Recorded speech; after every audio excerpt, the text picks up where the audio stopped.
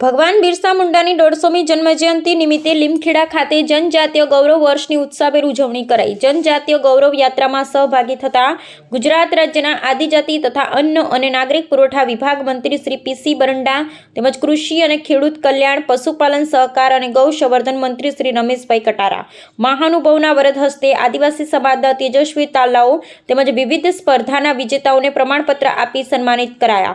સાથે વિવિધ યોજનાના લાભાર્થીઓ લાભો એનાયત કરાયા। ભગવાન બિરસા મુંડાની 150મી જન્મ જયંતિના અવસરે જનજાતીય ગૌરવ વર્ષ ઉત્સવ અંતર્ગત તારીખ 7 થી 13 નવેમ્બર 2025 દરમિયાન જનજાતીય ગૌરવ યાત્રાનું આયોજન કરવામાં આવ્યું છે। આ અવસરે તારીખ 10 નવેમ્બર 2025ના રોજ લીમખેડા ખાતે યોજાયેલ જનજાતીય ગૌરવ યાત્રા કાર્યક્રમમાં ગુજરાત રાજ્યના આદિજાતિ તથા અન્ન અને નાગરિક પુરવઠા વિભાગ મંત્રી શ્રી પી.સી. બરંડા તેમજ કૃષિ અને ખેડૂત કલ્યાણ, પશુપાલન સહકાર અને ગૌસંવર્ધન મંત્રી શ્રી રમેશભાઈ કટારા ઉપસ્થિત રહ્યા હતા।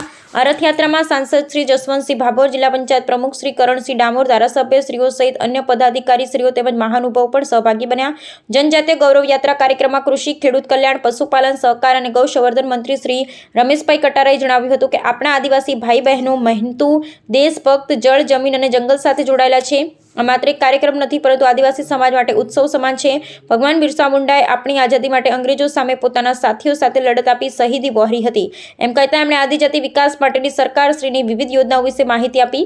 આ પ્રસંગે ખાસ ઉપસ્થિત આદિજાતિ તથા અન્ન અને નાગરિક પુરવઠા વિભાગ મંત્રી શ્રી પી.સી. બરંડાએ પ્રાસંગિક ઉદ્બોધન આપતા કહ્યું હતું કે બિરસા મુંડાએ લોકહિતના કાર્ય કરી આદિવાસી સમાજના સર્વાંગી વિકાસ માટે પરિણામલક્ષી પગલાં લીધા છે। ભગવાન બિરસા મુંડાની યાદમાં જનજાતીય ગૌરવ વર્ષ ઉત્સવ ઉજવવાની શરૂઆત કરાવનાર વડાપ્રધાન નરેન્દ્રભાઈ મોદી પ્રત્યે આભાર વ્યક્ત કરતા તેમણે વધુમાં જણાવ્યું, ભગવાન બિરસા મુંડાજીની 150મી જન્મજયંતિ તારીખ 15 નવેમ્બરના રોજ દેશભરમાં ધામધૂમથી ઉજવાશે। આ દરમિયાન સાંસદ શ્રી જસવંતસિંહ ભાભોરે જણાવ્યું હતું કે ભગવાન બિરસા મુંડાએ દેશ હિતમાં અંગ્રેજ શાસકો સામે લડી અને આદિવાસી સમાજને હક તથા સ્વાભિમાન અપાવવાનો પ્રથમ અવાજ બુલંદ કર્યો હતો। જનજાતીય ગૌરવ દિવસ માત્ર આદિવાસી સમાજ પૂરતો સીમિત નથી, તેઓ સમગ્ર દેશના રખવાલા હતા। દેશભરના તમામ સમાજો અને જનપ્રતિનિધિઓ જ્યારે આ દિવસની ઉજવણી સાથે જોડાય છે, ત્યારે એકતાનું પ્રતીક અને આપણી સાચી તાકાત બની રહે છે। આપણા આદિવાસી સમાજનો ઇતિહાસ ગૌરવશાળી રહ્યો છે। ભગવાન બિરસા મુંડાજીએ આઝાદી માટે પોતાના જીવનનું બલિદાન આપ્યું। આ પ્રસંગે આદિવાસી વિદ્યાર્થીઓને તથા રમતગમત ક્ષેત્રે ઉત્કૃષ્ટ પ્રદર્શન કરનાર રમતવીરોને પ્રશસ્ત પત્ર આપી સન્માનિત કરવામાં આવ્યા હતા।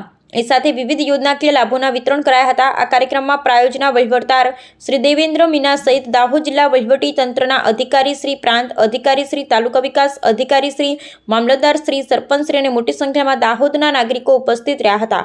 રિપોર્ટ શ્રીકાંત કે વહાનિયા સાથે કેમેરામેન રવિભાઈ ચંદુભાઈ પટેલિયા, લીમખેડા।